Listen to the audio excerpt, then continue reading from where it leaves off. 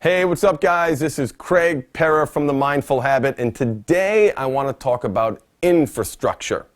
We're going to talk about what it is, what it looks like, and how you can use this concept, which is so important in business, in your personal life, to make a great life.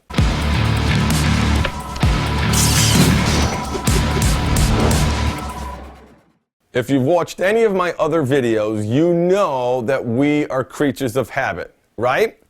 That we have been engaging in some of these sexually compulsive habits for almost as long as we've been alive. It's not just that, it's the defensiveness that we might get when our spouse confronts us. It might be our habits around procrastination. We, without direction, guidance, support, and infrastructure, are destined for a life of mediocrity and malaise. What do I mean by infrastructure? Infrastructure is the basic physical and organizational structures and facilities needed for the operation of a society or an enterprise or you. Here, I mean the tools, the techniques, the schedule, the goals, the metrics, and the plan that's in place that's going to keep you out of habit land. Habit land is the place we go all the time when we instantaneously, automatically react to external stimuli. Then we have the thoughts, and then we take action. We're stuck in habit land, and I want you to use infrastructure to stay out of habit land as long as possible. Just like companies need infrastructure to support its success, so do we. So what can we learn from complex organizations to help us live better lives? And what does that look like? And listen, this infrastructure is so important. Again, we're creatures of habit. We spend up to 50% of our time, according to scientists, in habit land. How do we counterbalance that? What do we need to do to make sure that we don't slip back into that place? I've been an executive for billion-dollar U.S. companies. I've been the assistant general counsel in a big insurance company, and years ago I was running the compliance department of another billion-dollar company before I found my calling. One of the things that I learned that when you look at companies, that there's so much we can take from what they do, because so many of you watching this video have experienced success in business, or you've been successful in school, or you've been successful in your community. You've done something. You've done something special. Why? How do we produce greatness? How do companies maintain greatness? It doesn't happen because great companies got great people and you just dump them in and hope for the best. No, there's an infrastructure in place that you have to allow these people to excel. Here's a couple of examples.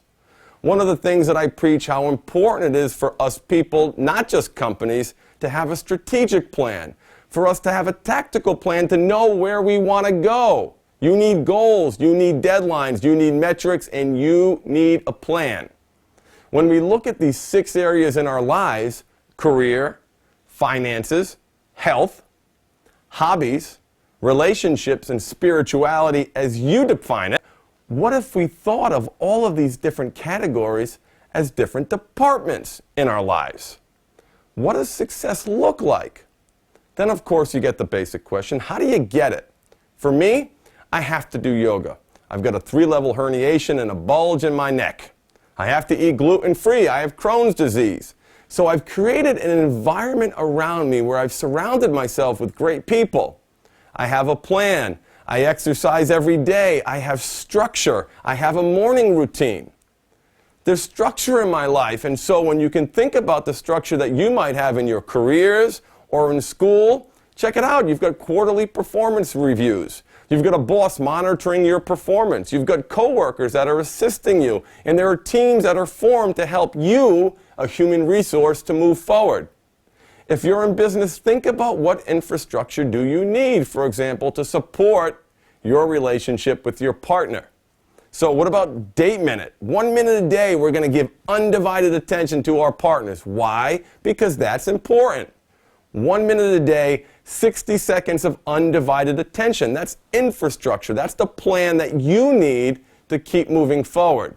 With the couples that I work with, sometimes they hug each other for 1 minute, or they might match each other's breathing while they're embracing. I have couples that do regular date nights. Don't lose sight of the obvious. These things are important. I have couples that do regular date nights, quarterly getaways, date minute, and just imagine this. I got a couple couples doing this now.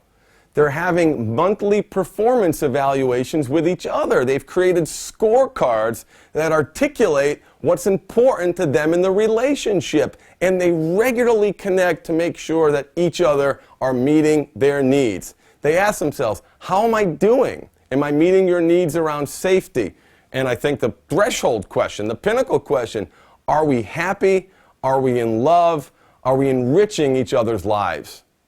Particularly with us guys, particularly with us, right? Whether it's porn addiction or sex addiction, particularly with us, whether it's porn addiction or sex addiction or any form of compulsive sexual behavior, we need to be proactive.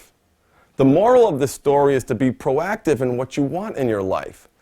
Borrow some of the tools you use every day in your business or in school. Come up with a plan and create the systems that you need to be successful. So, what infrastructure, what support, what plans, what goals, what metrics do you need in your life to support your success? Find out what those things are and write them down and stick to it and let it evolve with your growth. Thank you, and embrace your power of choice.